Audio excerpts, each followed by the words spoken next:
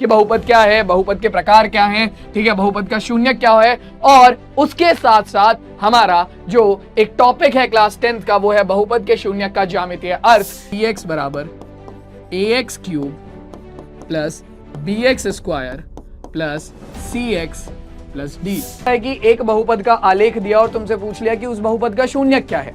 ठीक है, ये है पहली सिचुएशन। ठीक, इसके अलावा दूसरी सिचुएशन क्या हो सकती है? एक जगह पर काट रहा है, एक शून्य। मैं डायरेक्टली आंसर लिख रहा हूं। हेलो बच्चों, तो भाई कैसे हो आप सभी? आई होप सारे बच्चे एकदम अच्छे होंगे, एकदम बड़े होंगे और एकदम मस्त होंगे बच्चों। तो welcome to this amazing platform of Physics Wallah. क्या हाल चाल है भाई तुम लोगों के? आई होप सारे बालक एकदम बड़े होंगे, तुम लोगों की पढ़ाई एकदम बेहतरीन तरीके से चल रही होगी और समरी सीरीज जो तुम फॉलो कर रहे हो उसमें बेहतरीन तरीके से तुम्हें सारी चीजें समझ में आ रही होंगी। तो आज का जो समरी सीरीज का लेक्चर होने वाला है कमल भैया, वो किस चीज पर होने वाला है? वो होने वाला है हमारा क्लास 10th के चैप्टर नंबर 2 जिसका नाम है बहुपद, इंग्लिश में बोले तो पॉलिनोमियल। इसके ऊपर हम बात करेंगे। अब यार ये इंपॉर्टेंट क्यों है चैप्टर? ये इंपॉर्टेंट इसलिए हो जाता है चैप्टर क्योंकि यहां पर हमें काफी सारे ऐसे क्वेश्चन मिलते हैं जो कि तुम लोगों के बोर्ड्स के एग्जाम के लिए बहुत ज्यादा इंपॉर्टेंट हो जाते हैं। ठीक है, अब किस टाइप के, किस तरीके के और किस टॉपिक में से मिलते हैं इसके बारे में मैं तुम्हें बता देता हूं। देखो, यहां से तुम्हें तुम्हारा 1 मार्क का क्वेश्चन मिल सकता है बोर्ड में। ठीक है, चलो सर ये तो अच्छी बात है। 2 मार्क का क्वेश्चन मिल सकता है बोर्ड में। ठीक है, 3 और 4 मार्क के क्वेश्चन मिल सकते हैं बोर्ड में। सर आपने 1 मार्क और 2 मार्क तो अलग अलग लिखा, 3 और 4 मार्क एक साथ लिख दिया। मेरे लाल 1 मार्क मतलब तुम्हारा ऑब्जेक्टिव टाइप क्वेश्चन, 2 मार्क मतलब तुम्हारे वेरी शॉर्ट यानी कि तुम्हारे अति लघु उत्तरीय प्रश्न जो कि एक लाइन में खत्म हो जाते हैं, और तुम्हारे 3 से 4 मार्क किसी बोर्ड में 3 नंबर के लघु उत्तरीय आते हैं और किसी बोर्ड में 4 नंबर के लघु उत्तरीय आते हैं। तो भैया वो लघु उत्तरीय क्वेश्चन भी यहां से बनते हैं। अब टॉपिक ज्यादा है नहीं, टॉपिक ज्यादा है नहीं। टॉपिक क्या है? बहुपद, जिसमें हम बहुपद का बेसिक पढ़ लेते हैं, बहुपद की घात क्या होती है, बहुपद का शून्य क्या होता है, ये सारी चीजें। ठीक है, दूसरा क्या है? दूसरा है बहुपद के शून्य का ज्यामितीय अर्थ। ठीक है, जहां पर हम बहुपद के शून्य के बारे में थोड़ी सी और बेसिक चीजें पढ़ेंगे, थोड़ी सी इंपॉर्टेंट चीजें पढ़ेंगे। ठीक है, और लास्ट है बहुपद के शून्यांक और गुणांक में संबंध। उस टॉपिक से बड़े क्वेश्चन आते हैं। ठीक है, तो भैया ये दोनों तीनों टॉपिक अगर तुम्हारे हो गए तो कम से कम 4 नंबर 5 नंबर तुम्हारे हो जाएंगे पक्के इस इकलौते चैप्टर से।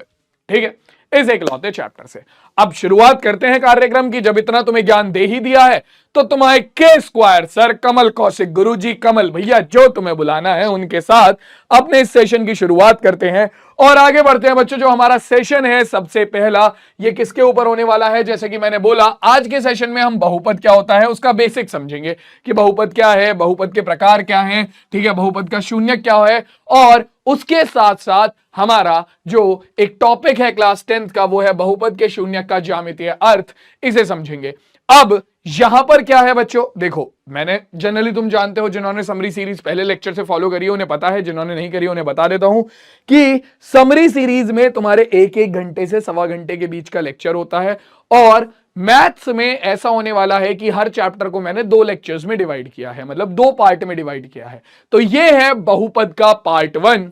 यहां पर हम बहुपद, बहुपद के प्रकार, बहुपद के शून्यक और बहुपद के शून्यक का ज्यामितीय अर्थ पढ़ने वाले हैं। अगले पार्ट में हम बहुपद के शून्यांक और गुणांकों में संबंध और उस पर बेस्ड क्वेश्चन को करेंगे। तो 2 पार्ट में तुम्हारा बहुपद खत्म हो जाएगा। पहला पार्ट ये रहा, अगला पार्ट आगे आएगा। ठीक है, तो सारे बालक रेडी रहना इसके लिए भी, जो अगला पार्ट आएगा उसके लिए भी और जो आज है उसके लिए भी। और मैं गारंटी देता हूं कि अगर तुमने ये 2 पार्ट कर लिए तो तुम्हारा क्लास 10th का बहुपद का चैप्टर तुम्हारे बोर्ड्स के एग्जाम के लिए 110% रेडी हो जाएगा। ठीक है, गारंटी की बात है। ठीक, तो कार्यक्रम को शुरुआत करते हैं और आगे बढ़ते हैं अपना। कहां से? सबसे पहले बहुपद से ही कहानी को शुरू करते हैं। तो बहुपद, अब बहुपद की कहानी शुरू होती है अब से 1700 साल पहले। अरे मजाक कर रहा हूं। ठीक है, तो बहुपद की कहानी शुरू होती है क्लास 8th से, जहां पर तुमने सबसे पहले पढ़ा बीजीय व्यंजक के बारे में। ठीक है, क्लास 8th में एक नाम सुनने में आया जिसका नाम था बीजीय व्यंजक। ठीक है, एक हीरो का नाम हमने मैथ्स में सुना जिसका नाम था बीजीय व्यंजक। अब बीजीय व्यंजक में क्या होता था? बीजीय व्यंजक में होता था कि आपका जब कुछ चर अचर को जोड़ा जाता था, जब कुछ चर को और अचर को जोड़ा जाता था, गुणा किया जाता था, भाग किया जाता था या घटाया जाता था, तो उससे जो हमारे पास व्यंजक बनकर आता था उसे हम बीजीय व्यंजक कहते थे। अब बालकों के दिमाग में सबसे पहला और सबसे कॉमन डाउट आता है कि सर चर और अचर क्या होते हैं? तो मैंने जैसे कि बोला, तुम लोगों को बिल्कुल बेसिक से सारी चीजें मैं क्लियर करूंगा, तो भैया जैसा बोला है वैसा ही करूंगा, ठीक है? तो बिल्कुल बेसिक से ही सारी चीजें लेकर चलेंगे, ठीक है? क्योंकि जिस इमारत की नींव मजबूत होती है वो इमारत भी मजबूत बनती है। तो हम पहले बेसिक को क्लियर कर लेते हैं, ठीक है? ज्यादा टाइम नहीं लेंगे, मुश्किल से 10 मिनट में बेसिक खत्म कर देंगे इसका, ठीक है? तो अब बीजीय व्यंजक जो है इसके बारे में अगर मैं बात करूं तो चर और अचर में क्या आता है? देखो, चर में हमारे वो पद आते हैं जिनका मान हमें पता ही नहीं है, ठीक है? अब अगर मैं तुमसे कह दूं कि भैया ये बताओ कि रामू की आयु क्या है, अब तुम्हें पहली बात तो तुम्हें यही नहीं पता कि रामू कौन है। चलो मान लो मैंने बता दिया कि रामू तुम्हारा पड़ोसी है, ठीक है? तुम्हें उसकी आयु भी नहीं पता है, तो अब उसकी आयु क्या है? नहीं पता। उसकी आयु क्या है? नहीं पता। तो ये जो उसकी आयु है ये क्या हो गई? ये एक प्रकार का चर हो गई। क्यों? क्योंकि उसका मान जो है वो फिक्स नहीं है। हो सकता है रामू की आयु 40 हो सकता है रामू की आयु 36 हो सकता है रामू की आयु 44 या हो सकता है रामू की आयु केवल 20 हो। तो ये जो आपका ऐसे मान होते हैं या ऐसे पद होते हैं जिनका मान ही फिक्स नहीं है, जैसे रामू की आयु मान ही फिक्स नहीं है, ठीक है, उन्हें हम बोलते हैं चर। और इन्हें दर्शाया किससे जाता है? इन्हें दर्शाया जाता है इंग्लिश अल्फाबेट्स की हेल्प से, अंग्रेजी वर्णमाला की हेल्प से, लाइक ए बी सी या फिर एक्स वाई जेड। ये सब क्या है? ये सब तुम्हारे होते हैं चर। ये सब क्या होते हैं? चर। जैसे रामू की आयु हमें निकालनी पड़े तो हमने मान लिया कि रामू की आयु एक्स है, तुमने बहुत सारे क्वेश्चन में माना है ये, ठीक है? रामू की आयु वाई है, तुमने बहुत सारे क्वेश्चन में माना है ये। तो यही क्या है? यही तुम्हारे चर होते हैं जिनका मान फिक्स नहीं होता जब तक तुम उन्हें निकाल ना लो। अब इसके बाद क्या आता है? इसके बाद हमारे पास अगली चीज आती है निकलकर अचर पद। अचर पद कौन से होते हैं? अचर पद होते हैं वो जिनका मान फिक्स होता है, ठीक है, जिनका मान फिक्स होता है। अब भैया ऐसे कौन से पद है? अरे भैया 2 का मान बचपन से 2 ही है। 2 जब बचपन में पढ़ा था तब भी उसका मान 1 2 ही था, और आज जब हम पढ़ते हैं तब भी उसका मान 1 2 ही है। ऐसा तो नहीं हुआ कि बचपन में 2 का मान 2 था आज 7 हो गया, फिक्स है, ठीक है? तो वो क्या है? वो है आपके अचर पद, ठीक है? हम क्या बोलते हैं उसे? ध्वनि की चाल, ठीक है? ध्वनि की चाल जो है वो फिक्स है, तो वो क्या है? वो अचर है, ठीक है? स्पीड ऑफ लाइट, ठीक है, स्पीड ऑफ लाइट, ठीक है, क्या है? फिक्स है, तो वो क्या हो गई? वो आपके अचर पद हो गए, ठीक है? इसके अलावा आपका और क्या हो सकता है? आपके घर से आपके स्कूल की दूरी फिक्स है। ऐसा तो होता नहीं है कि भाई वो बदलती रहती है कि एक दिन 1 किलोमीटर थी, दूसरे दिन 500 मीटर हो गई, तीसरे दिन 1.5 किलोमीटर हो गई, चौथे दिन 2 किलोमीटर हो गई। नहीं, अगर 1 किलोमीटर थी तो आज भी 1 किलोमीटर है, कल भी 1 किलोमीटर होगी, दो अगले दिन भी 1 किलोमीटर होगी, और अब से 10 साल बाद भी 1 किलोमीटर ही होगी। सीधी सी बात है, ठीक है? अगर तुम अपना घर ना बदल लो वो बात और है, अगर तुम अपना घर या स्कूल ना बदल लो तब बात और है। अगर तुमने स्कूल ही बदल दिया फिर तुम कहने लगो सर जी मेरे स्कूल की तो 2 किलोमीटर हो गई, तो उसमें मेरी गलती नहीं है, ठीक है? स्कूल फिक्स है, घर फिक्स है, तो भैया उन दोनों के बीच की दूरी भी फिक्स रहेगी, ठीक है? तो ऐसे पद होते हैं हमारे अचर, ठीक? जनरली हम इन्हें बोलते हैं ये 2 1 5 -4, इनमें कुछ भी हो सकता है, -1/2, ऐसे मान जो कि फिक्स होते हैं, ऐसे मान जो कि फिक्स होते हैं। तो जब ये चर और ये अचर, जब ये चर और ये अचर आपस में गुणा करते हैं, भाग करते हैं, घटा करते हैं या जोड़ करते हैं, तो हमारे पास क्या बनते हैं? तो हमारे पास कहानी बनकर आती है बीजीय व्यंजकों की। फॉर एग्जाम्पल, जैसे कि अगर हम बात करें तो ये,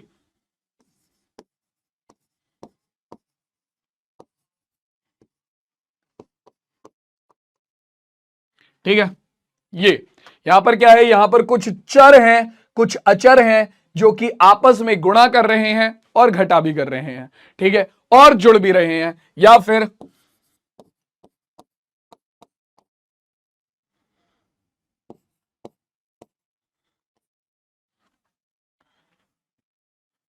और भी एग्जांपल लिख देता हूं मैं यहां पर तुम्हारे सामने हाथों हाथ, ताकि इकट्ठा मैं तुम सबको एक्सप्लेन कर सकूं। ठीक है,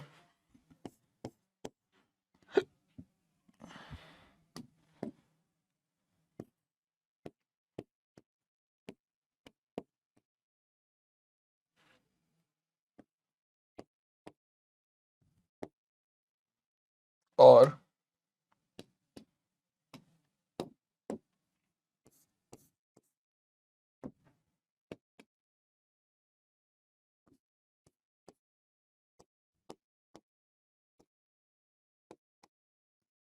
ठीक है, तो ये सब तुम्हारे सामने बीजीय व्यंजक लिखे हुए हैं, जहां पर कुछ बहुपद, कुछ चर और अचर आपस में गुणा कर रहे हैं, भाग कर रहे हैं, घटा कर रहे हैं या जोड़ रहे हैं। ठीक है, तो ये सारे पद तुम्हारे सामने लिखे हुए हैं, ये बीजीय व्यंजक है। अब जो बहुपद होता है, जो बहुपद होता है वो क्या है? जो बहुपद होता है वो खुद एक प्रकार का बीजीय व्यंजक है। जो बहुपद होता है ना भाई साहब, वो खुद एक प्रकार का क्या है? एक प्रकार का बीजीय व्यंजक है।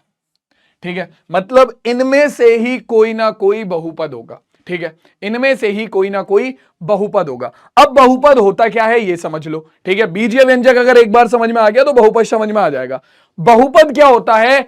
ऐसा बीजीय व्यंजक जिसमें चर की घात हमेशा एक पूर्ण संख्या हो। तो तुम्हें यह क्लियर होना चाहिए पूर्ण संख्या क्या होती है। पूर्ण संख्या, जिन्होंने भैया पहला लेक्चर हमारा करा है, वास्तविक संख्या का पार्ट 1 देखा है, उन्हें पता है पूर्ण संख्या क्या होती है। 0, 1, 2, 3, 4 एंड सो ऑन।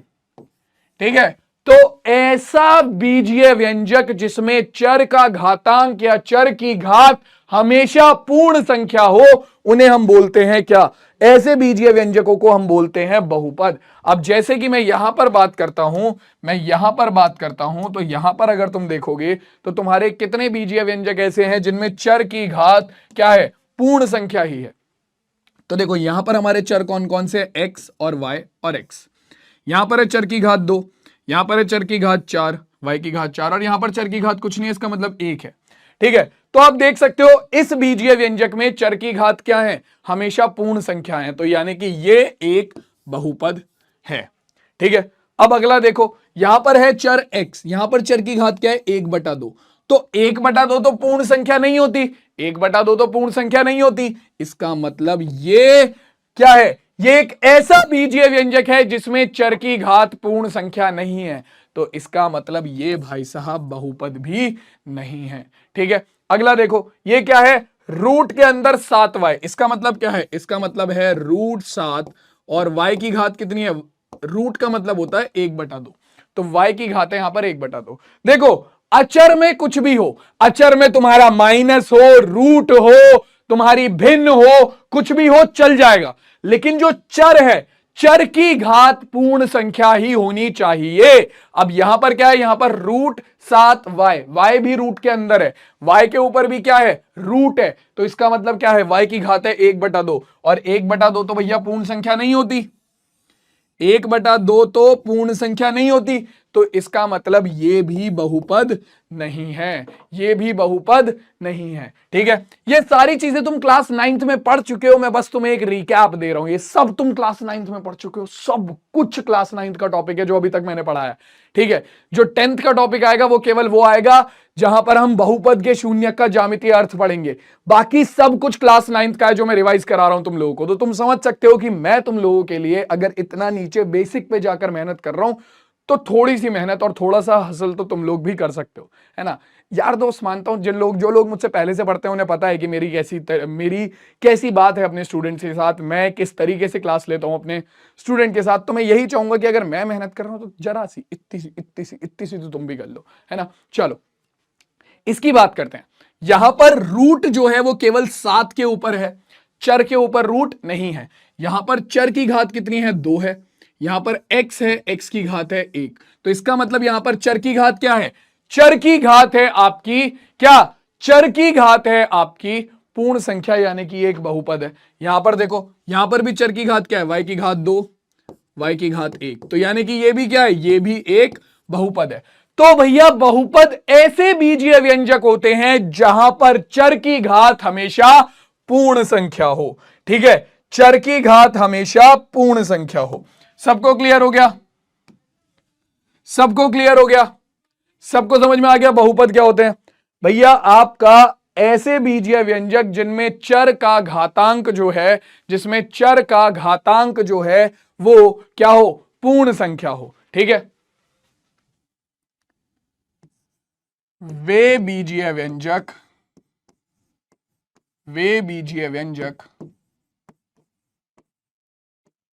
जहां चर का घातांक सदैव पूर्ण संख्या हो। सीधी सी बात है, पूर्ण संख्या हो। ठीक है, पूर्ण संख्या हो, उन्हें हम क्या बोलते हैं, उन्हें हम बहुपद बोलते हैं। ठीक है, और हम क्लास 9th और क्लास 10th में केवल एक पदी बहुपद के बारे में बात करने वाले हैं। केवल एक चर वाले, सॉरी एक पदी बोल रहा हूं, केवल एक चर वाले बहुपद के बारे में बात करने वाले हैं। एक चर वाले बहुपद कौन से होते हैं?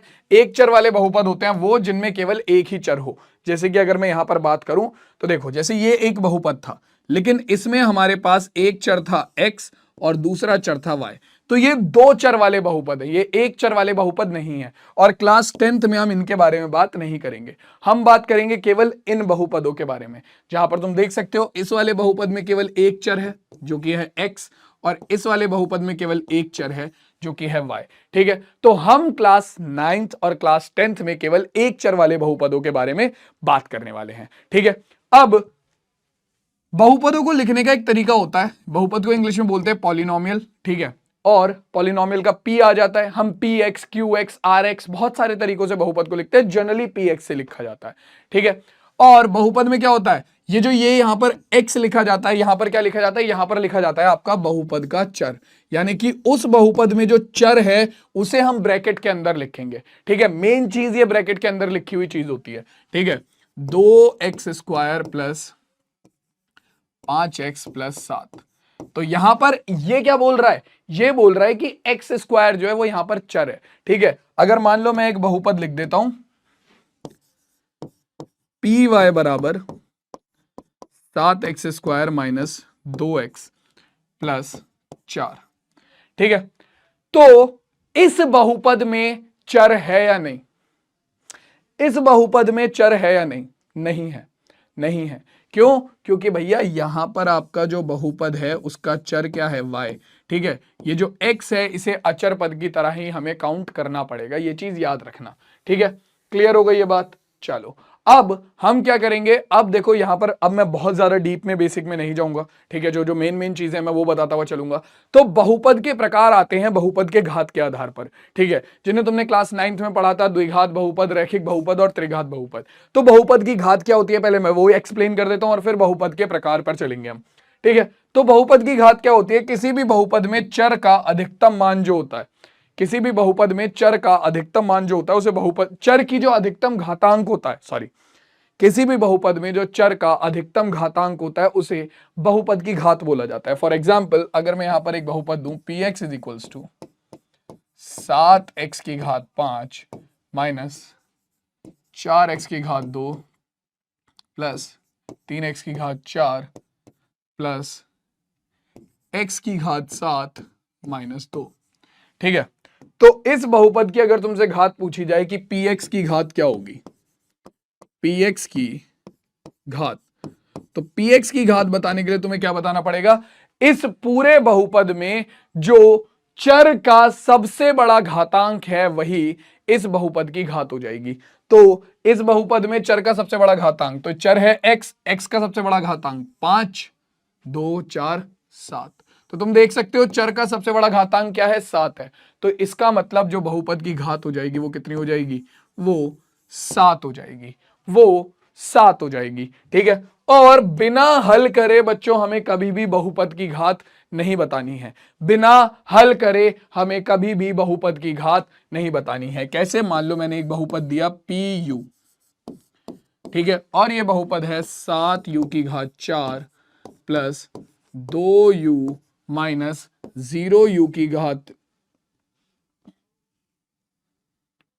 5। ये 4 की जगह मैंने 2 लिख दिया गलती से,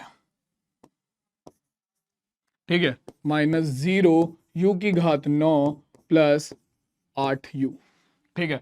और तुमसे पूछा जाए कि PU की घात क्या होगी, तुमसे पूछा जा रहा है कि PU की घात क्या होगी, तो तुम PU की घात डायरेक्ट 9 नहीं बता सकते हो। PU की घात तुम डायरेक्टली, मुझे पता है ज्यादातर बच्चे बोलेंगे तुम्हें ऑप्शन दिया जाएगा 4, 5, 9 या 0, तो तुम बोलोगे 9। तो नहीं, 9 आंसर नहीं है मेरे लाल। क्यों? तुम्हें पहले इसे सॉल्व करना पड़ेगा। सॉल्व करने के बाद ये बनेगा 7U की घात 4 plus 2U plus 2U minus 0 गुणा U हो जाएगा 0, माइनस 0 गुणा U हो जाएगा 0 प्लस 8U। तो अपने पास कितना हो गया? 7U की घात 4 प्लस 2U और प्लस 8U। तो अब अगर तुम यहां पर बहुपद की सबसे बड़ी घात देखोगे तो वो कितनी है? यहां पर बहुपद की सबसे बड़ी घात है 4, यहां पर बहुपद की सबसे बड़ी घात है 4। तो यानी कि आपका बहुपद की घात कितनी हो जाएगी? PU की जो घात हो जाएगी वो 9 नहीं होगी, वो 4 होगी। वो 9 नहीं होगी, वो 4 होगी, क्योंकि उसे हल करने के बाद ये आ रहा है, ठीक है। तो किसी भी बहुपद की घात बताने से पहले उसे हल जरूर कर लेना, ठीक है। अब देखो, बहुपद की घात के आधार पर हमारे पास अलग अलग प्रकार के बहुपद थे, जिनमें से 3 हमारे मेन है: रैखिक बहुपद, द्विघात बहुपद, त्रिघात बहुपद। और इन्हीं के मैं यहां पर क्यों आया हूं, रैखिक बहुपद, द्विघात बहुपद और त्रिघात बहुपद पे, और मैं इनके बारे में बात क्यों कर रहा हूं, बहुपद की घात के बारे में बात क्यों कर रहा हूं? क्योंकि बहुपद की घात के बारे में बात करना इसलिए जरूरी था क्योंकि रैखिक बहुपद, द्विघात बहुपद और त्रिघात बहुपद के बारे में बात करना था। और इन 3 बहुपदों के बारे में बात करना इसलिए जरूरी है क्योंकि जब हम पढ़ेंगे बहुपद के शून्यक का ज्यामितीय अर्थ, तो उसमें इन्हीं 3 बहुपद के शून्यक का ज्यामितीय अर्थ हम पढ़ेंगे, और कुछ नहीं, ठीक है।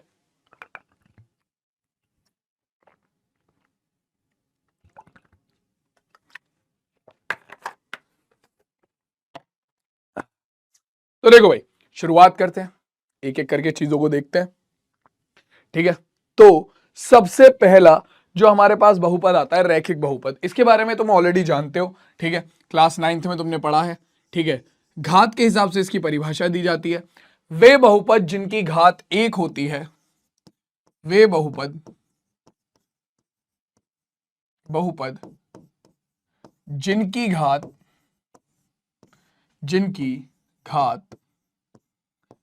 1 होती है, ठीक है, 1 होती है, उन्हें हम रैखिक बहुपद बोलते हैं, ठीक है। कोई भी बहुपद ले लो जिसकी घात 1 हो, फॉर एग्जाम्पल, यानी कि यहां पर चर का जो घातांक होगा, जो चर का सबसे बड़ा घातांक होगा वो 1 होगा, ठीक है। जैसे कि 7x की घात 7x प्लस 5, ठीक है, PU 2U या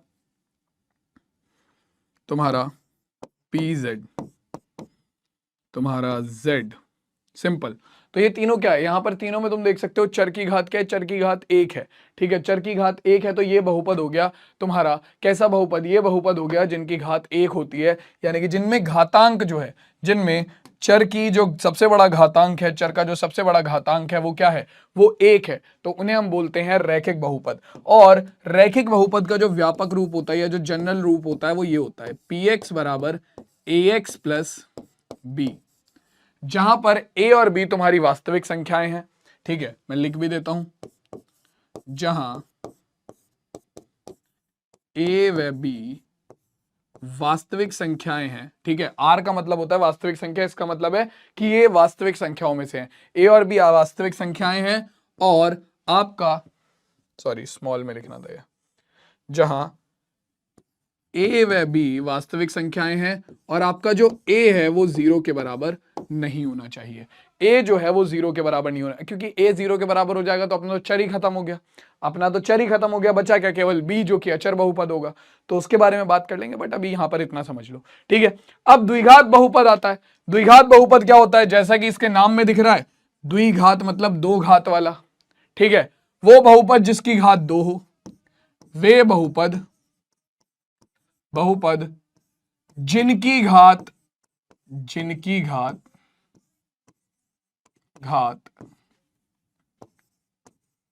दो होती है,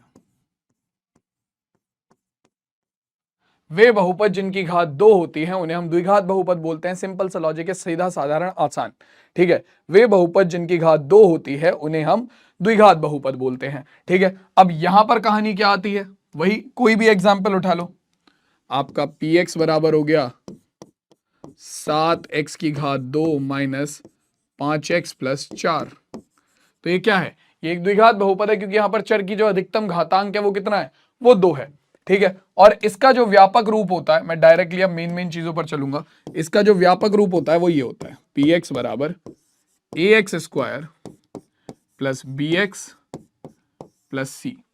px बराबर ax square plus bx plus c, ये इसका व्यापक रूप होता है, जहां पर आपका a b c क्या है, वास्तविक संख्याएं हैं, a b व c आपका वास्तविक संख्याएं हैं, रियल, r का मतलब रियल नंबर, ठीक है। और जो a है वो 0 के बराबर नहीं होगा, क्योंकि अगर a 0 के बराबर हो गया तो ये क्या बचेगा, bx प्लस c बचेगा, जो कि एक रैखिक बहुपद बन जाएगा। तो इसीलिए आपका a कभी भी 0 नहीं करना है आपको, ठीक है। और इसके बाद आखिरी आता है त्रिघात बहुपद, और त्रिघात बहुपद जैसा इसका नाम है वैसे इसका भी काम है, क्या, वे बहुपद जिनकी घात 3 हो, वे बहुपद जिनकी घात 3 हो, यानी कि ऐसे बहुपद जिनमें चर का अधिकतम घातांक जो है वो कितना हो, वो 3 हो, ठीक है। एग्जाम्पल यहां पर भी ले लेते हैं, px बराबर 7x की घात 3 प्लस 5, ठीक है। तो ये क्या है, यहां पर चर की अधिकतम घात 3 है, तो यानी कि ये क्या त्रिघात बहुपद है, ठीक है। pu बराबर 7u की घात 3 plus 5u square plus 2u minus 8। तो यहां पर भी u जो है वो चर है, और चर की अधिकतम घातांक कितना है, 3 है, तो ये भी एक त्रिघात बहुपद है, ठीक है। और आपका जैसे कि आ गया px बराबर ax cube plus bx square plus cx plus d। तो ये क्या है, ये हमारा एक क्या है, ये हमारा त्रिघात बहुपद का व्यापक रूप है। त्रिघात बहुपद का व्यापक रूप है, जहां पर a b c व d जो है, व d ये क्या है, ये वास्तविक संख्याएं हैं, और a का मान आपका 0 नहीं होगा यहां पर, ठीक है। क्लियर हो गई बात। तो ये होते हैं बच्चों आपके 3 तरीके के बहुपद, रैखिक बहुपद, द्विघात बहुपद और त्रिघात बहुपद। अब इन तीनों बहुपदों के शून्यक के बारे में हमें बात करनी है, तो सबसे पहले हमें यह पता होना चाहिए कि बहुपद के शून्यक क्या होते हैं। उससे पहले तुम्हें मैं एक चीज और, 2 तरीके के छोटे छोटे बहुपद और क्लियर कर देता हूं। तुम्हारा अचर बहुपद, ये एक बार और क्लियर कर दो, इससे 1 मार्क के क्वेश्चन आ जाते हैं, ठीक है। अचर बहुपद और तुम्हारे ऐसे बहुपद जो जिसे हम बोलते हैं 0। तो अचर बहुपद क्या होता है, अचर बहुपद वे बहुपद होते हैं जिनकी घात जो है वो 0 हो। ऐसे बहुपद जिनकी घात 0 हो उन्हें अचर बहुपद बोलते हैं, ठीक है। और इसमें आते हैं तुम्हारे वो बहुपद जिनमें चर होता ही नहीं है, for example px is equals to √2 या pu इज इक्वल्स टू -1/3 या तुम्हारा pz इज इक्वल्स टू 2, ठीक है, या py इज इक्वल्स टू -5। तो यहां पर अगर तुम देखोगे कोई भी बहुपद है, या फिर -5 की जगह पर मैं ले लेता हूं a।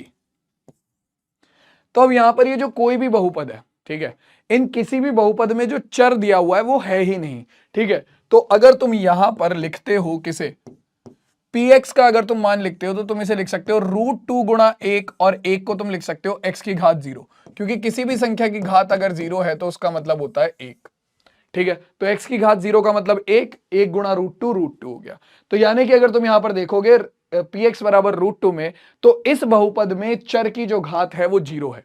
ठीक है, इसीलिए ये एक अचर बहुपद है, क्योंकि चर है ही नहीं, तो इसका मतलब क्या है कि अचर बहुपद है। तो अचर बहुपद कब होगा? जब वहां पर चर होगा ही नहीं, जैसे कि यहां।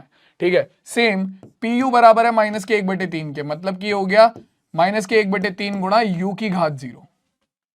ठीक है, सेम pz बराबर है 2 के, तो यानी कि pz बराबर हो गया किसके? 2 गुणा z की घात 0 के। ठीक है, सेम py बराबर है a के, यानी कि a गुणा y की घात 0 के। तो तुम यहां पर देख सकते हो कि जो तुम्हारे ये होते हैं, कौन से? तुम्हारे जो अचर बहुपद होते हैं उनमें चर की जो सबसे बड़ी घात होती है वो हमेशा क्या होती है? चर की जो सबसे बड़ी घात होती है वो हमेशा 0 होती है। इसीलिए इस पॉइंट को याद रखना कि ये 1 मार्क में डायरेक्ट स्टेटमेंट आ जाता है, 1 मार्क में, कि अचर बहुपद की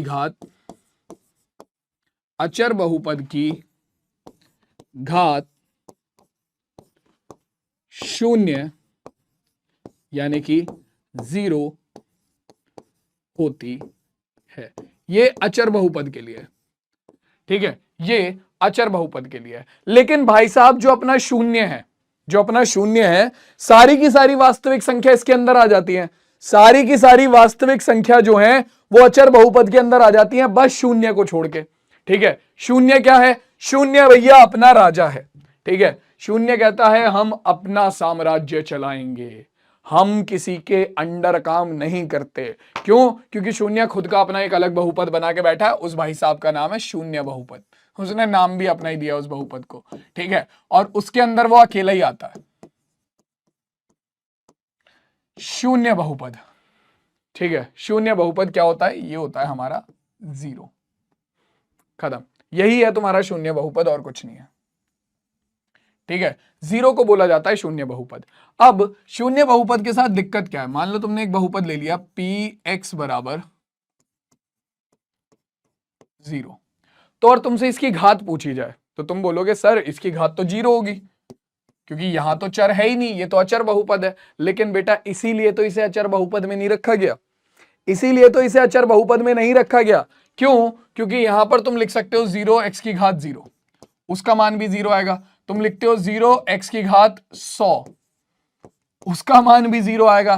तुम लिखते हो 0 x की घात 1000 या 1091, उसका मान भी 0 आएगा। ठीक है, तो ये भी 0 बहुपद, ये भी शून्य बहुपद, ये भी शून्य बहुपद, और ये भी शून्य बहुपद।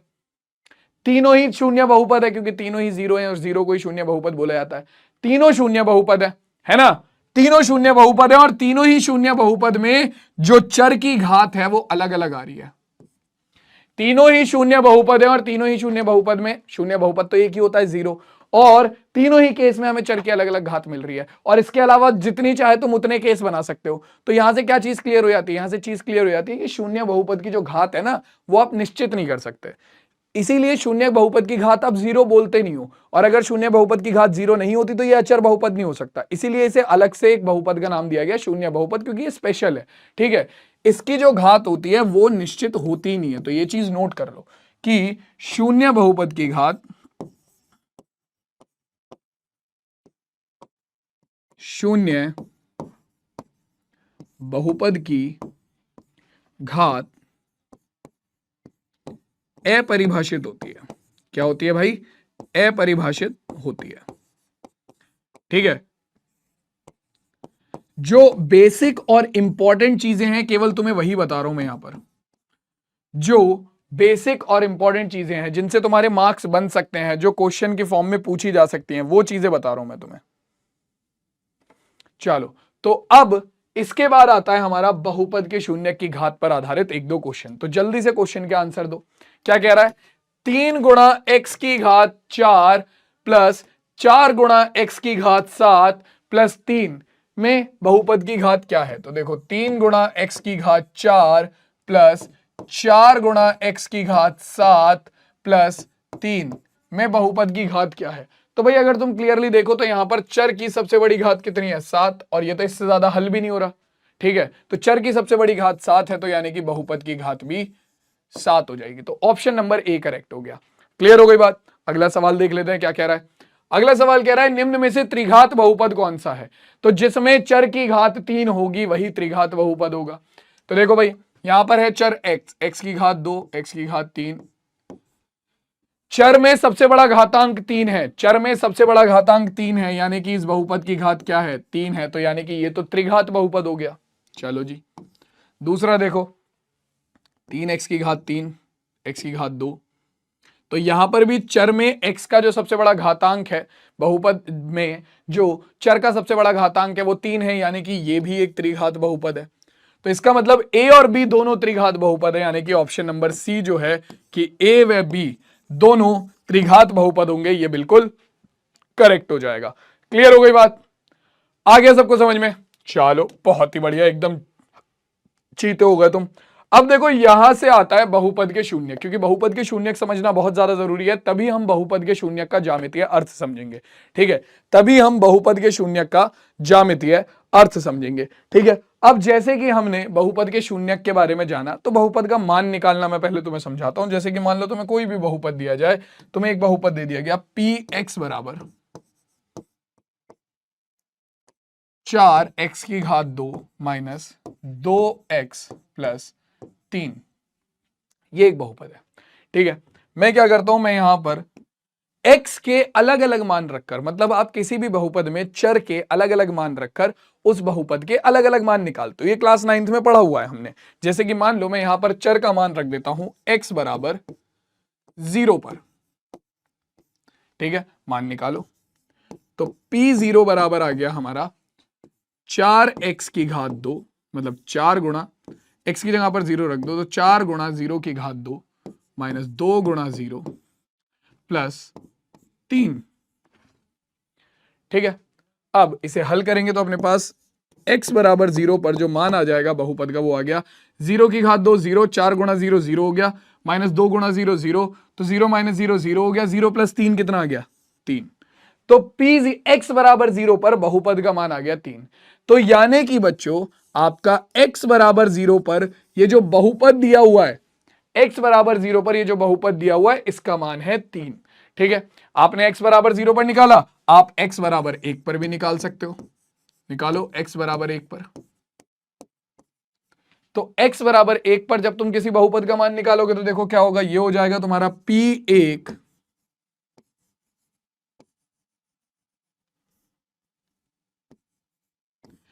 p1 बराबर 4 गुणा 1 की घात 2 माइनस 2 गुणा 1 प्लस 3। ठीक है, हल कर लो इसे, तो p1 का मान कितना आ गया, p1 का मान निकल कर आ जाएगा 4 गुणा 1 की घात 2 हो जाएगा 1 माइनस 2 एकम 2 प्लस 3। तो कितना होगा, 4 एकम 4, 4 3 7 माइनस 2 कितना हो गया, 4 एकम 4, 4 3 7 माइनस 2 हो गया हमारे पास 5। तो आपका x बराबर 1 पर, x बराबर 1 पर आपके बहुपद का मान कितना आ गया, x बराबर 1 पर इस बहुपद का मान आ गया 1। ऐसे ही आप x बराबर -1 रख लो, x बराबर 1/2 रख लो, मतलब x की जगह पर जितनी चाहे उतनी वास्तविक संख्या रखकर आप क्या कर सकते हो, आप बहुपद के अलग अलग मान निकाल सकते हो, है ना। तो ऐसे में बच्चों, ऐसे में जैसे तुमने देखा कि x बराबर 1 रखने पर बहुपद का मान 5 आया, x बराबर 0 रखने पर बहुपद का मान 3 आया, ऐसे ही कोई ना कोई मान ऐसा भी तो होगा, कोई ना कोई मान ऐसा भी तो होगा चर का जिसे रखने पर आपके बहुपद का मान 0 बन जाए। जैसे 1 रखा तो बहुपद का मान 5 बन गया, 0 रखा तो बहुपद का मान 3 बन गया। ऐसे ही कोई ना कोई मान ऐसा भी तो होगा बहुपद का जिसे अगर मैं चर से बदल दूं तो वो बहुपद 0 बन जाए। होगा, होगा। और चर का वही मान जो कि बहुपद को 0 बना देता है उसे ही हम बहुपद का शून्यक बोलते हैं। ठीक है, उसे ही हम बहुपद का शून्यक बोलते हैं। क्लियर हुई बात, क्लियर हुई बात, समझ में आया सबको, ये बताओ जरा मुझे जल्दी से, क्लियर हुआ कि नहीं, बोलो बोलो जल्दी से बोलो, क्लियर हुआ कि नहीं, समझ में आया। चलो अब देखो, जैसे कि मान लो मैंने एक बहुपद लिया, इस चीज को और अच्छे से समझा देता हूं मैं तुम्हें। पी एक्स बराबर 7x माइनस 14, ठीक है। मैंने यहां पर रखा x बराबर 0, तो हमारे पास मान निकल कर आया P0 बराबर 7 गुणा 0 माइनस 14। तो 7 गुणा हो गया 7 गुणा 0 0 हो गया, 0 माइनस 14 आ गया हमारे पास माइनस के 14। तो यानी कि x बराबर 0 पर हमारा बहुपद का मान 0 नहीं आ रहा है। बहुपद का मान क्या आ रहा है? x बराबर 0 पर बहुपद का मान क्या आ रहा है? माइनस के 14। तो यानी कि x बराबर 0 बहुपद का शून्यक नहीं है। लेकिन अगर मैं इसी बहुपद में x की जगह पर रख दूं 2, तो हमारे पास क्या आएगा? x बराबर 2 जब तुम यहां पर रखोगे तो ये हो जाएगा P2 बराबर 7 गुणा 2 माइनस 14। तो हमारे पास आ गया P2 का मान 7 दूनी 14 माइनस 14। तो हमारे पास P2 का मान निकल कर आ गया 14 माइनस 14 0।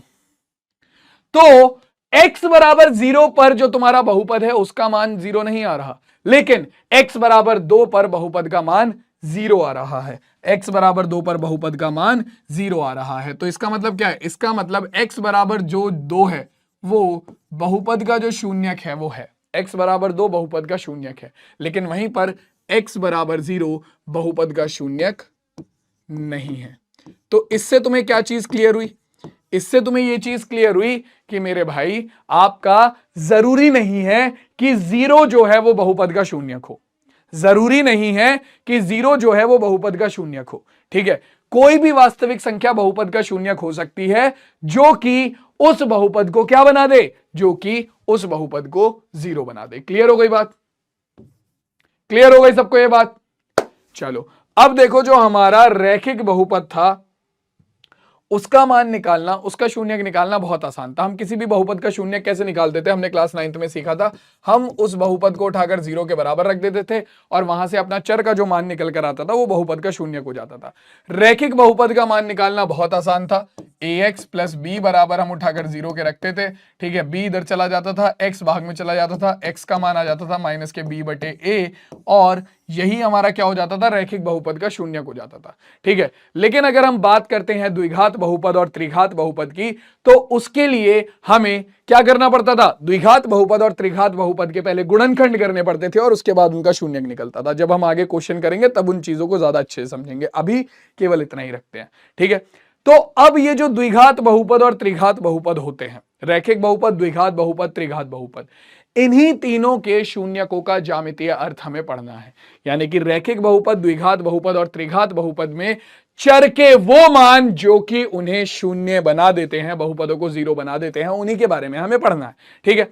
तो अब सबसे पहले बात आती है रैखिक बहुपद की, ठीक है। तो ज्यामिति का मतलब क्या होता है? ज्यामिति का मतलब होता है कि तुम्हें जो भी चीज मिलेगी तुम उसका आलेख बनाओगे, ठीक है। तो रैखिक बहुपद जो होता है इसका आलेख क्या होता है ये तुम्हें समझना पड़ेगा, ठीक है। इसका आलेख, इसका नाम रैखिक इसीलिए पड़ा है क्योंकि इसका जो आलेख होता है, इसका नाम रैखिक क्यों पड़ा है? इसका नाम भाई साहब का रैखिक इसीलिए पड़ा है कि इसका जो आलेख होता है वो एक सरल रेखा होता है।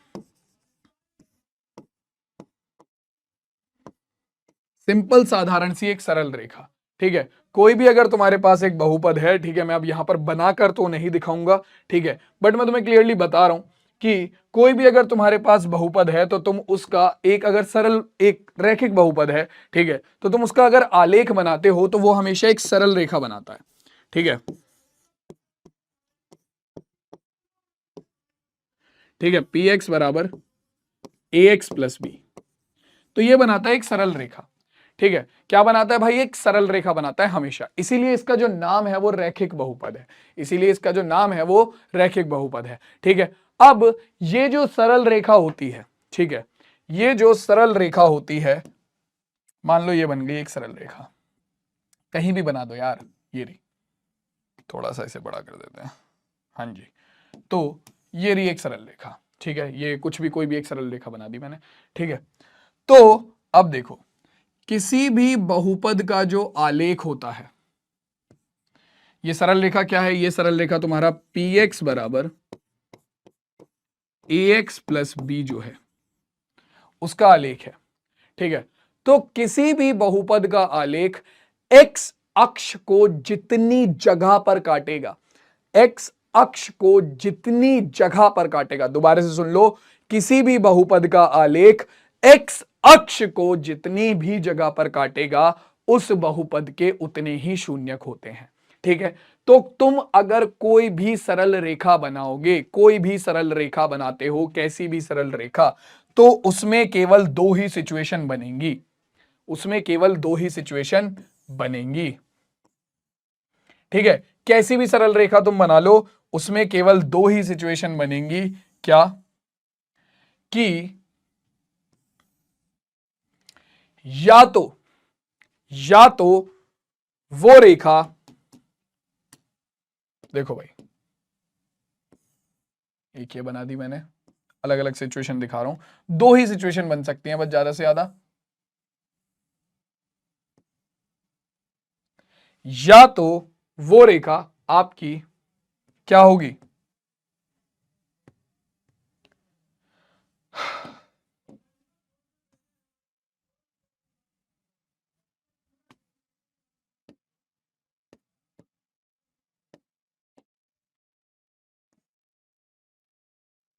हाँ जी, तो देखो, या तो वो रेखा एक्स अक्ष को केवल एक जगह पर काटेगी, ठीक है, केवल एक जगह पर काटेगी। मैं जस्ट एक एग्जांपल दे रहा हूं तुम लोगों को, ठीक है, तो उस चीज को समझने की कोशिश करो पहले, बाद में फिर उसके बारे में हम बात करेंगे।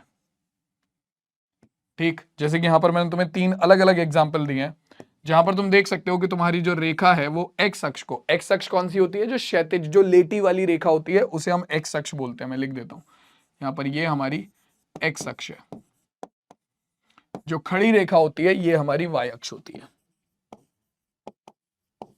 ठीक है, निर्देशांक ज्यामिति वाला चैप्टर क्लास 9th में पढ़ाया गया था। ठीक है, तो आपकी जो भी रेखा है, ठीक है, सरल, अगर तुमने किसी रैखिक बहुपद का आलेख बनाया तो वो सरल रेखा बनेगी, और सरल रेखा जो है वो हमेशा एक्स अक्ष को किसी ना किसी बिंदु पर, क्या होगा, दो सिचुएशन बनेंगी। सरल रेखा जब तुम बनाओगे आलेख पर तो उसकी दो सिचुएशन बनेंगी। क्या?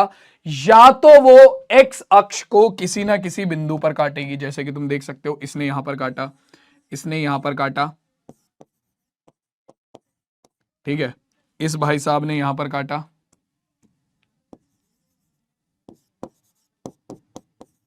और या फिर तुम्हारी एक सिचुएशन बनेगी कि वो भैया एक्स अक्ष को काटे ही ना, वो क्या करे, वो एक्स अक्ष को काटे ही ना।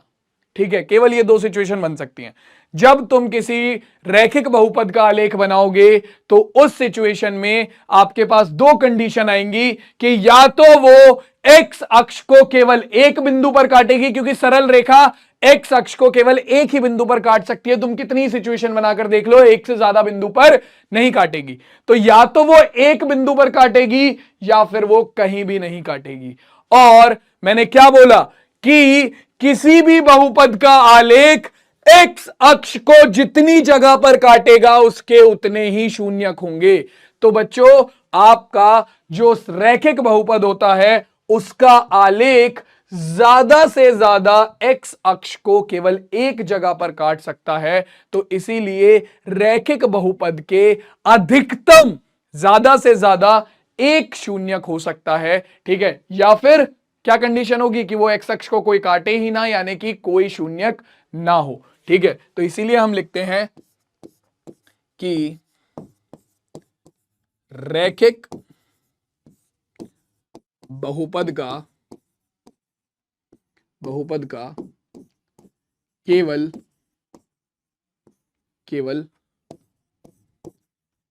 एक शून्यक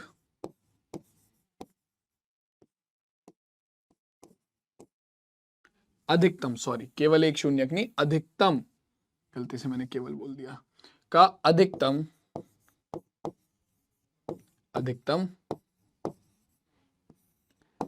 एक शून्यक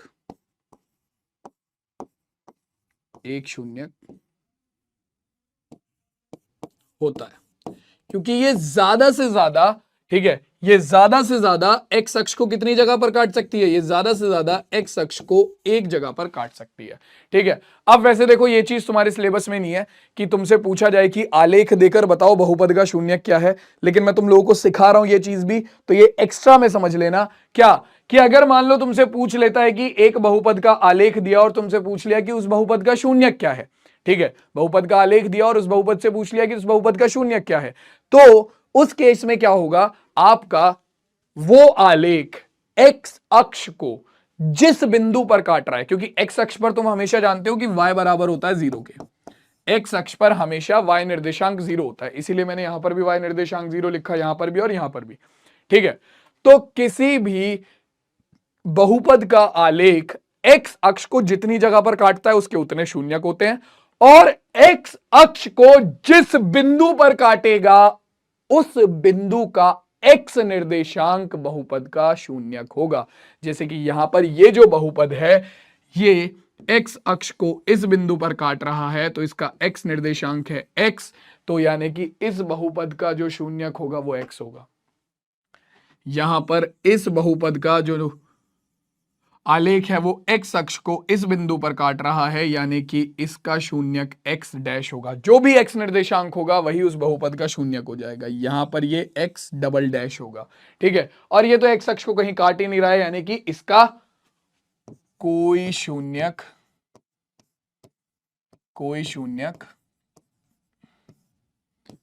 नहीं है। तो अधिकतम क्या हो सकता है? अधिकतम आपका हो सकता है कि एक शून्यक हो, और या फिर कंडीशन होगी कि कोई शून्यक नहीं होगा। तो रैखिक बहुपद के केस में अधिकतम एक शून्यक हो सकता है, वो भी वो एक्स अक्ष को जिस जगह पर काटेगा उसका एक्स निर्देशांक। ठीक है, तो रैखिक बहुपद सबको क्लियर हो गया? रैखिक बहुपद का केस सबको क्लियर हो गया? जल्दी से बताओ। चलो बहुत ही बढ़िया। अब इसके बाद आता है हमारे पास दूसरा केस, जो कि है द्विघात बहुपद का। ठीक है, अब द्विघात बहुपद का जो आलेख होता है वो होता है परवलय। ठीक है, द्विघात बहुपद का आलेख जो होता है वो होता है परवलय। और जैसा कि मैंने तुम्हें बताया, इसके बारे में तुम और डीप में क्लास क्या कहते हैं तुम्हारी 11th में पढ़ोगे परवलय के बारे में। परवलय और अति परवलय, इन दोनों के बारे में तुम क्लास 11th में और भी ज्यादा डीप में जाओगे, और भी ज्यादा अच्छे से पढ़ोगे। ठीक है, सरल रेखा वाला एक चैप्टर आएगा, वहां पर पढ़ोगे परवलय के बारे में। तो परवलय आकृति कैसी होती है मैं बता देता हूं। परवलय आकृति होती है ऐसी। ठीक है, ये है तुम्हारा परवलय। ठीक, तो अब जो परवलय होता है, ठीक है, अब अगर मैं परवलय किसी भी द्विघात बहुपद का एक आलेख बनाने जाऊंगा, ठीक है, जो कि मान लो आपका ये है, फॉर एग्जाम्पल कोई भी ले लेते हैं हम, सिंपल मैं ये ले लेता हूं, p x is equals to a x square plus b x plus c. तो इसमें हमारे पास तीन सिचुएशन होती हैं। और वो क्या होती हैं तीन सिचुएशन? वो तीन सिचुएशन कुछ इस तरीके से होती हैं, जिनमें पहली कंडीशन आती है ये कि आपका जो परवलय है वो नॉर्मल बने ऐसे। ठीक है, अब नॉर्मल बना तो मैंने तुम्हें क्या बोला था कि एक्स अक्ष को जितने बिंदुओं पर प्रतिच्छेद करेगा उतने ही शून्यक होंगे। तो एक बिंदु हो गया ये, दूसरा बिंदु हो गया ये। इस बिंदु के निर्देशांक मान लो हैं a,0 और इस बिंदु के निर्देशांक हैं b,0। ठीक है, तो इस बहुपद के कितने शून्यक हो जाएंगे भाई? एक्स अक्ष को जितनी जगह पर प्रतिच्छेद करेगा उतने शून्यक। तो कितने शून्यक होंगे इस केस में? इस केस में हमारे दो शून्यक होंगे। For this case, this is the case number 1, दो शून्यक। क्यों? क्योंकि एक्स अक्ष को दो जगह पर प्रतिच्छेद कर रहा है, और वो दो शून्यक कौन से होंगे? जिन बिंदुओं पर प्रतिच्छेद कर रहा है उनके एक्स निर्देशांक। तो यहां पर कौन से एक्स निर्देशांक? यहां पर है तुम्हारे एक्स निर्देशांक ए और बी, तो यही इसके शून्यक हो जाएंगे, है ना। जिन बिंदुओं पर प्रतिच्छेद कर रहे हैं एक्स अक्ष को, किसी भी बहुपद का आलेख जिस बिंदु पर एक्स अक्ष को प्रतिच्छेद कर रहा है उसका एक्स निर्देशांक, सीधी बात। अब इसके बाद दूसरा कंडीशन क्या हो सकती है? दूसरी कंडीशन, जैसे कि यहां पर तीनों कंडीशन दिखाई गई हैं, तो पहली कंडीशन है ये वाली, जो कि ये रही तुम्हारे सामने ही है। ठीक, जहां पर बहुपद का आलेख x अक्ष को दो बिंदुओं पर प्रतिच्छेद कर रहा है, 1 2, ठीक है, 1 2। तो ये क्या है, यहां पर बहुपद के कितने शून्यक होंगे, यहां पर बहुपद के 2 शून्यक होंगे, जैसे कि अभी मैंने तुम्हें बताया अभी। ये है पहली सिचुएशन, ठीक। इसके अलावा दूसरी सिचुएशन क्या हो सकती है, दूसरी सिचुएशन है ये कि जहां पर बहुपद का आलेख केवल x अक्ष को एक बिंदु पर प्रतिच्छेद करे, for example this in this, ठीक है। तो अब इस सिचुएशन में क्या होगा, इस सिचुएशन में यह होगा कि आपका बहुपद का आलेख x अक्ष को कितने, केवल एक बिंदुओं पर प्रतिच्छेद कर रहा है, केवल एक बिंदु पर प्रतिच्छेद कर रहा है। लेकिन ये आलेख किसका है, ये परवलयाकार आलेख है, यानी कि द्विघात बहुपद का आलेख है। लेकिन ये कहां पर, x अक्ष को केवल एक बिंदु पर प्रतिच्छेद कर रहा है, तो यहां पर क्या होगा, केवल एक शून्यक। और तीसरी जो कंडीशन बनती है वो बनती है ये कि भैया ये भाई साहब x अक्ष को कहीं भी प्रतिच्छेद करे ही ना यहां पर ना यहां पर, कहीं कर ही नहीं रहा, दोनों में से किसी भी डायग्राम में नहीं कर रहा। तो इस केस में क्या होगा, इस केस में होगा कोई शून्यक नहीं। तो यहां पर कोई भी शून्यक नहीं है, क्यों, क्योंकि x अक्ष को काट ही नहीं रहा है, क्योंकि x अक्ष को काट ही नहीं रहा है, इसलिए कोई शून्यक है ही नहीं, ठीक है।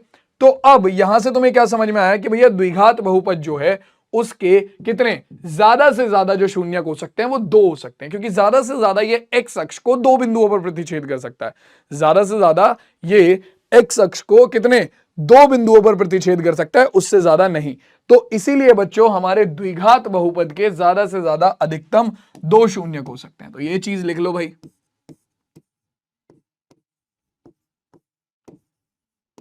द्विघात बहुपद के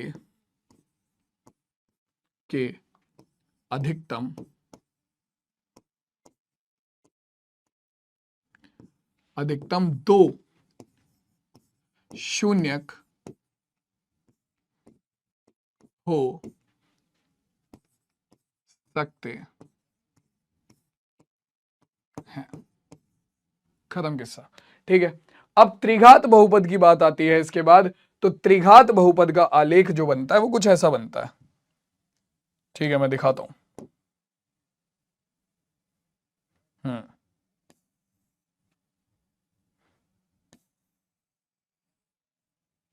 तो ये होता है त्रिघात बहुपद का आलेख, ठीक है। त्रिघात बहुपद का आलेख कुछ इस तरीके से बनता है। अब त्रिघात बहुपद के भी हमारे पास 3 केस बनते हैं, ठीक है। त्रिघात बहुपद के भी हमारे पास 3 केस बनते हैं, जहां पर हम देखते हैं कि ये एक दूसरे को कितने बिंदुओं पर प्रतिच्छेद करते हैं। तो अगर तुम देखोगे तो यहां पर ये जो भाई साहब हैं ये हमारा x अक्ष को 3 बिंदुओं पर प्रतिच्छेद कर रहे हैं, पहला, दूसरा और तीसरा। तो 3 बिंदु होगा, ठीक है। तो जो आपका त्रिघात बहुपद होता है इसके अधिकतम 3 शून्यक हो सकते हैं, ठीक है। इसके अधिकतम 3 शून्यक हो सकते हैं, ठीक है। कितने शून्यक हो सकते हैं भाई, 3 शून्यक हो सकते हैं। दूसरा केस क्या बनता है, दूसरा केस कुछ ऐसा बनता है इसका,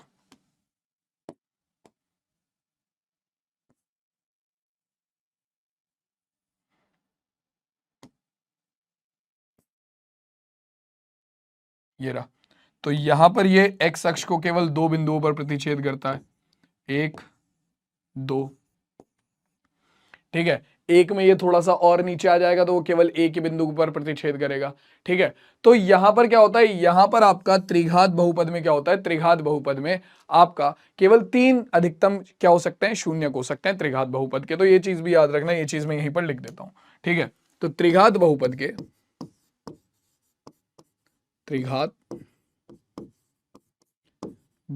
के अधिकतम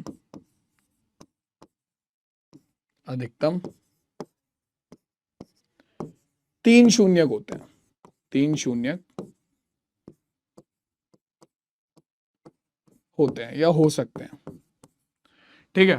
तो अब हमें क्या करना है, बहुपद के शून्यकों के ज्यामितीय अर्थ में केवल इतना ही था, ठीक है। अब हमें क्या करना है, अब हमें बहुपदों के शून्यकों के आलेख देखने हैं और आलेख देखकर हमें बताना है कि उस बहुपद के कितने आपके शून्यक हैं। ठीक है, मैंने पहले ही बोला था कि ये चीज आपके सिलेबस में नहीं है कि बहुपद का आलेख देखकर बताओ कि शून्यक कौन सा है।